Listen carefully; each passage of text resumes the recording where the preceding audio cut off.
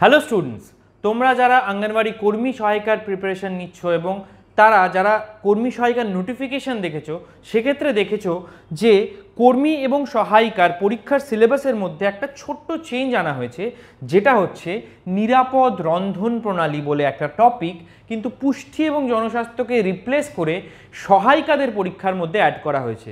তো কি এই নিরাপদ রন্ধন প্রণালী বা এই টপিকটা কেন ইন্ট্রোডিউস করা হলো, কি এর তারতম্য, কি এর বৈশিষ্ট্য, কি কি চেঞ্জেস হয়েছে সিলেবাসের মধ্যে, সেটা আমরা দেখব এবং এই জিনিসটা কোথা থেকে আসলো সেটাও আমরা বুঝবো।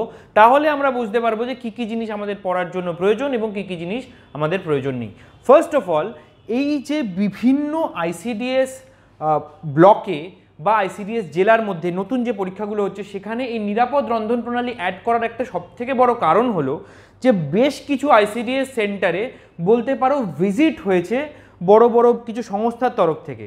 কারণ এই যে আইসিডিএস প্রজেক্টের জন্য কিন্তু সেন্ট্রাল গভর্নমেন্টের থেকে প্রচুর টাকা, স্পন্সার্ড স্কিম, এটা একটা প্রচুর টাকা আসে এবং শিশুদের কাছে প্রয়োজনীয় যে পুষ্টিকর খাবার দেওয়া সেটা পৌঁছাচ্ছে কি না সেটা এনশিওর করা, সেটার মেইন কাজ হচ্ছে এই আইসিডিএস প্রজেক্টটার। তো এই জায়গায় দাঁড়িয়ে বেশ কিছু জায়গায় নিরাপত্তা ঠিকঠাক প্রোভাইড করা হচ্ছে কিনা এবং একটা জিনিস বোঝো যে খাবার যেটা প্রোভাইড করা হচ্ছে, খাবার যেমনভাবে আমাদের শরীরে পুষ্টি যোগায়, সেরকমভাবেই নষ্ট হওয়া খাবার বা খারাপ হয়ে যাওয়া খাবার কেউ যদি খায় সেভাবেই কিন্তু শরীরের ক্ষতিও করে। তো সেই জায়গা থেকে দাঁড়িয়ে 5টি বিষয়ের উপর বেস করে বিভিন্ন আইসিডিএস সেন্টারকে চেক করা হয়েছে এবং চেক করে দেখা গেছে যে বেশ কিছু সমস্যার কিন্তু ওখানে সম্মুখীন হতে হচ্ছে। যেমন রান্নাঘরের যে স্যানিটারি এবং স্বাস্থ্যকর অবস্থা সেটা ইনশিওর করতে হবে, অর্থাৎ যেখানে রান্না করা হচ্ছে সেখানে যেন নোংরা ময়লার মধ্যে অস্বাস্থ্যকর অবস্থা তৈরি করা না হয়। দ্বিতীয়, খুব ইম্পর্টেন্ট, যেই সব সরঞ্জাম দিয়ে রান্না করা হচ্ছে সেগুলোও যেন প্রপারলি পরিষ্কার করা হয়। প্রপারলি পরিষ্কার করার ক্ষেত্রে এটাও মাথায় রাখতে হয় কি, যে যেদিনকে খাওয়া হচ্ছে সেদিনকেই যেন জিনিসটা পরিষ্কার করা হয়, পরের দিনের জন্য যেন ফেলে রাখা না হয়। নেক্সট, জলের সুবিধা, এই জিনিসটাও চেক করা হয়, অর্থাৎ পানীয় জলের ব্যবস্থা কীরকম রয়েছে, সেই আইসিডিএস সেন্টারের মধ্যেই কি পানীয় জল রয়েছে নাকি অন্য কোনো জায়গা থেকে সেই পানীয় জল আনতে হচ্ছে, সেটা একটা বিশাল বড় ইম্পর্টেন্ট জিনিস। কাঁচামাল, কিছু ক্ষেত্রে কাঁচামাল প্রোভাইড করা হচ্ছে সরকারের তরফ থেকে, যেমন খাদ্যশস্য যেগুলো আছে সেগুলো সরকারের তরফ থেকে আসছে। ডিম বা এই জাতীয় সবজি জাতীয় জিনিসগুলো কিন্তু যে আইসিডিএস ওয়ার্কার বা হেল্পার থাকে তাদেরকে কেনাকাটা করতে হয় এবং সেই বিল সাবমিট করতে হয়। তো এই যে কাঁচামালগুলো, এগুলো কোথায় রাখা হচ্ছে, কোথা থেকে আনা হচ্ছে এবং সেগুলোর কন্ডিশন কি আছে সেটাও চেক করতে হবে এবং পরিবহন যখন রান্না করার জন্য আনা হচ্ছে তখনও যেন খারাপ না হয়ে যায়। Fifth and very very important, যে অঙ্গনওয়াড়ি যে সেন্টারগুলো আছে তার যে রান্না করছে, যে হেল্পার রয়েছে, তার ব্যক্তিগত স্বাস্থ্যবিধি কেমন রয়েছে, যেই জায়গায় রান্না করা হচ্ছে সেখানে কি ঠিকমতো কীটপতঙ্গ নিয়ন্ত্রণ করা হচ্ছে এবং প্রপারলি রেকর্ড রাখা, যে খাদ্যশস্য কখন গিয়ে শেষ হয়ে যেতে পারে সেই অনুযায়ী জানানো, যাতে শিশুদের যে 300 দিনের যে খাবার প্রোভাইড করার যে নিয়ম রয়েছে সেটা যেন কোনোভাবে ব্যাহত না হয়, সেটাকে এনশিওর করার জন্যই হচ্ছে এই চেকগুলো করা হচ্ছে।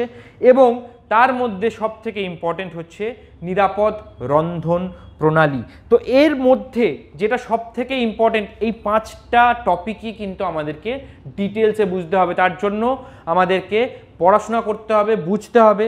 আর যারা অঙ্গনওয়াড়ি কর্মী বা সহায়িকা যে কোনো পরীক্ষার জন্য প্রিপারেশন নিচ্ছ, আমরা টোটালটা ডিসকাস করবো এরপরে, তারা কিন্তু এই সিলেকশন সারথি কোর্স বা স্টাডি ম্যাটেরিয়ালের মহাকম্বো প্যাকটা পারচেস করে নিতে পারো। মাত্র 189 টাকার ফিজে তোমরা টোটাল যা যা পরীক্ষায় লাগে সব কিছু পেয়ে যাবে। 9088890010 এই নাম্বারে কল করে কিন্তু তোমরা টোটাল স্টাডি ম্যাটেরিয়ালের কম্বো প্যাকটা পারচেস করে নিতে পারো। নেক্সট চলে আসি হচ্ছে এই যে নিয়মগুলো দেওয়া হয়েছে সেগুলো দেওয়া হয়েছে কোথায় এবং কবে। এগুলো দেওয়া হয়েছে সেন্ট্রাল গভর্নমেন্টের তরফ থেকে বা কেন্দ্রীয় সরকারের তরফ থেকে ডিসেম্বর 2013-তে একটা নির্দেশিকা জারি করা হয়েছে। সেই নির্দেশিকার নাম কি, আইসিডিএস-এ খাদ্য নিরাপত্তা ও স্বাস্থ্যবিধির জন্য অপারেশনাল নির্দেশিকা, অর্থাৎ কিভাবে ওই জায়গাটা চলবে তার উপর বেস করে কিছু নির্দেশিকা দেওয়া হয়েছে।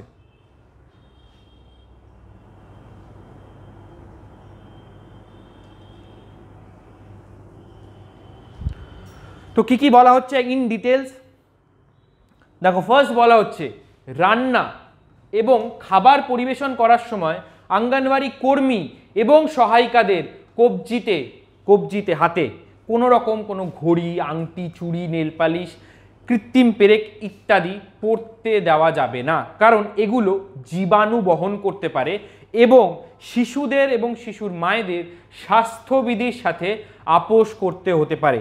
আঙুলের নখ প্রপারলি ছাটা এবং পরিষ্কার করে রাখতে হবে, এটা ভেরি ভেরি ইম্পর্টেন্ট। সেকেন্ড, খাবারের ক্ষেত্রে একটা সবথেকে বড় সমস্যা হতে পারে চুল। খাবারের মধ্যে চুল পড়তে পারে এবং সেই চুল কিন্তু শরীরের যথেষ্ট ক্ষতি করে। তো চুল সুন্দরভাবে বেঁধে এবং ঢেকে রাখতে হবে এবং রান্নার জায়গাগুলিতে দুটো জিনিস দেখো ইম্পর্টেন্ট, কোনো রকমের কাচের জিনিস রাখার কোনো অনুমতি নেই। অর্থাৎ এক হচ্ছে চুল বেঁধে রাখতে হবে, দুই হচ্ছে কাচের জিনিস কোনো কিছু রাখা যাবে না, রান্নার যেখানটায় রান্না হবে সেখানে কোনো রকম কোনো কাচের জিনিস রাখা যাবে না। থার্ড, রুমটাকে পরিষ্কার রাখতে হবে, রুমের মধ্যে ধুলো ময়লা যেন না থাকে। বাসনপত্রগুলো পরিষ্কার করে রাখতে হবে এবং অন্যান্য যে কোনো সরঞ্জাম যেগুলো রান্নার ক্ষেত্রে ইউজ হতে পারে সেগুলোকে কিন্তু প্রপারলি পরিষ্কার করার ব্যবস্থা করতে হবে। ঠিক আছে, কীরকম পরিষ্কার করার ব্যবস্থা করতে হবে? যখন যেই দিনকে খাওয়া দাওয়া হবে সেই দিনকে খাওয়া দাওয়ার কাজ হয়ে গেলে পরে তখনই বাসনগুলোকে ধুয়ে রাখতে হবে এবং যা যা সরঞ্জাম রান্নার জন্য ইউজ হয়েছে সেগুলো সবকটাকে ধুয়ে রাখতে হবে এবং পরের দিন যখন আবার রান্না করতে আসবে তখন কিন্তু প্রত্যেকটা জিনিসকে ধুয়ে তারপরে আবার রান্নার কাজের জন্য ব্যবহার করতে হবে। এই টোটাল নির্দেশিকা রয়েছে একদম ইন ডিটেলস, প্রায় 30-35 পেজের যে পুরো পিডিএফটা আছে ওটা গভর্নমেন্টের পুরো ইংলিশে বানানো। তোমাদের জন্য আমি পুরো জিনিসটাকে বাংলায় করে জিনিসটাকে তোমাদের কাছে প্রেজেন্ট করেছি যাতে তোমরা সহজে জিনিসটাকে বুঝতে পারো, কারণ তোমাদের কোয়েশ্চেন বাংলায় আসবে এবং সেই নোটিফিকেশনের মধ্যে কোথাও মেনশন করেনি যে জিনিসটা কী কীরকম কোয়েশ্চেন আসতে পারে, কী ধরনের কী জিনিস পড়তে হবে। তো সেই জায়গা থেকে দাঁড়িয়ে এতটা এফোর্ট তোমাদের জন্য দিচ্ছি, তো একটা লাইক অবশ্যই করে দিও ভিডিওটাকে, আর তোমাদের যদি কোনো ডাউট থাকে সেটাও অবশ্যই কমেন্ট সেকশনে জানাবে। ওকে, তো কর্মীদের জন্য একদম পরিষ্কার পরিচ্ছন্নতা বজায় রাখতে হবে, যা রুম, বাসনপত্র এবং যে কোনো সরঞ্জাম যেগুলো রান্নার জন্য ব্যবহার করা হচ্ছে সেগুলো প্রপারলি পরিষ্কার করতে হবে। নেক্সট, যে কোনো সরঞ্জাম ব্যবহার করার আগে বা খাবার ওখানে রাখার আগে সেটাকে জল দিয়ে ধুয়ে নিতে হবে, ধুয়ে নিতেই হবে। মানে আগের দিন ধুয়ে গেলাম পরের দিন ধুতে হবে না এরকম কিন্তু নয়, আগের দিন ধুয়ে গেল, আগের দিন খাবার দাবার শেষ করার পর ওই জিনিসটাকে প্রপারলি পরিষ্কার করে রেখে যেতে হবে, পরের দিন সেটাকে জল দিয়ে ধুয়ে তারপরেই ব্যবহার করতে হবে। ঠিক আছে, মল এবং বর্জ্য পদার্থ নিরাপদে নিষ্পত্তি করতে হবে, তার মানে আইসিডিএস এর কাছাকাছি যে টয়লেটগুলো বাচ্চারা বা কর্মী সহায়িকারা ব্যবহার করছে সেটাকেও সর্বদা পরিষ্কার পরিচ্ছন্ন রাখতে হবে। শুধুমাত্র খাবারের ব্যবস্থা করলে হবে না, এই জিনিসগুলো দেখতে হবে। নেক্সট, অ্যাক্টিভিটি রুমগুলো, যেখানে আর কি বাচ্চাদের সামান্য কিছু অ্যাক্টিভিটি করানো হয়, মজার ছলে পড়াশোনার ব্যবস্থা করা হয়, সেইখানে যেন ভালোভাবে বায়ু চলাচলের ব্যবস্থা থাকে, একটা গুমঠির মধ্যে বা ছোট জায়গার মধ্যে যেন জিনিসটা প্রবলেম না হয়, এবং যদি সেই প্রবলেম তোমাদেরকে ফেস করতে হয় সেটা কিন্তু তোমাদেরকে হায়ার অথরিটিকে সাথে সাথে জানাতে হবে, প্রপার চিঠি দরখাস্ত করে যে এই জায়গায় এই সমস্যা আমি ফেস করছি, সেটা জানানোর কাজও কিন্তু একজন অঙ্গনওয়াড়ি কর্মী এবং সহায়িকার। ওকে, তো যথেষ্ট প্রশস্ত হওয়া উচিত এবং প্রতিদিন সকালে ফাংশন শুরু করার আগে পরিষ্কার করা উচিত। অর্থাৎ যেই কার্যকলাপগুলো বা অ্যাক্টিভিটি ক্লাসগুলো হচ্ছে তার আগে কিন্তু প্রত্যেক দিন সকালবেলা ওই জায়গাটা পরিষ্কার পরিচ্ছন্ন রাখতে হবে, কারণ ওইখানেই হয়তো বসে বাচ্চা কাচ্চারা খাওয়া দাওয়ার কাজও করবে। ওকে, রান্নাঘরের জন্য পর্যাপ্ত স্থান প্রদান করা উচিত এবং এটি কার্যকলাপ বা শ্রেণীকক্ষ থেকে পৃথক হওয়া উচিত। রান্নাঘর মানে আলাদা হবে এবং শ্রেণীকক্ষ যেখানে পড়াশোনা হবে সেটা যেন আলাদা হয়, দুটো যেন একই জায়গায় না হয়, মানে এক সাইডে বসে রান্না করছে আরেক সাইডে বসে মানে এই অ্যাক্টিভিটি ক্লাসগুলো হচ্ছে। কারণ কি সমস্যা হতে পারে, রান্নার কাজে বুঝতেই পারছো 20 জন 30 জন 50 জনের রান্না হচ্ছে, সেই জায়গায় যদি ছুট করে একটা বাচ্চা ছুটে চলে আসে, গরমের মধ্যে কোনো কিছুতে হাত দিয়ে দেয়, সেক্ষেত্রেও একটা বিশাল বড় প্রবলেম ক্রিয়েট হতে পারে।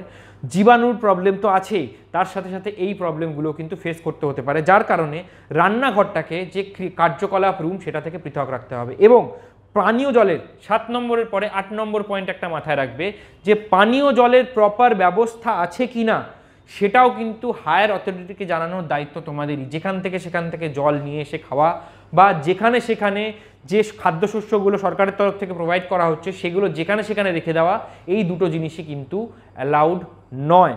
ঠিক আছে, কোনো যদি প্রবলেম হয় একটা শিশুর খাদ্য গ্রহণের ক্ষেত্রে গিয়ে বা খাবার খেয়ে যদি কোনো শিশু অসুস্থ হয়ে পড়ে, ফার্স্ট কিন্তু প্রবলেমে পড়বে একজন সহায়িকা এবং একজন কর্মী। তো সেই জিনিসটা মাথায় রাখার জন্য যা যা জিনিস হায়ার অথরিটিকে জানানোর দরকার সেগুলো কিন্তু তোমাদেরকেই জানাতে হবে। আজকের ক্লাসটা তোমাদের এই পর্যন্তই ছিল। তোমাদের যদি কোনো কোয়ারিজ থাকে, কোনো ডাউটস থাকে, সেটা অবশ্যই কমেন্ট সেকশনে জানাতে পারো। আর যদি তোমাদের আমাদের নোটস পারচেস করতে হয় বা আমাদের ক্লাসেস জয়েন করতে হয়, তাহলে কল করবে 9038890888901010 এই নাম্বারে। দেখা হবে তোমাদের সাথে নেক্সট ভিডিওতে।